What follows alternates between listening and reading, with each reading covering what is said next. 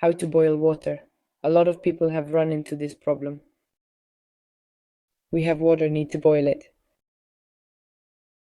Okay, grab kettle. Let us remove the lid and proceed. Without lid, nothing will happen. Water in kettle.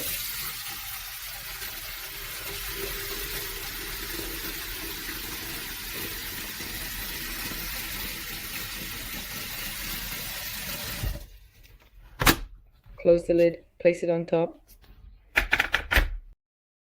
Push.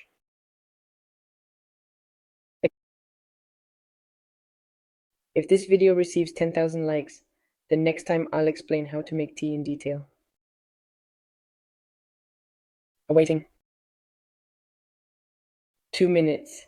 So when the kettle is boiling, the characteristic sign of boiling is bubbles.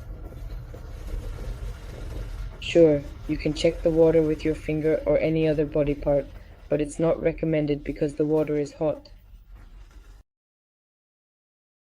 So if you found this video extremely helpful, please go ahead and click that like button and subscribe. If you still have any questions about how to properly boil water, feel free to write them in the comments. Farewell.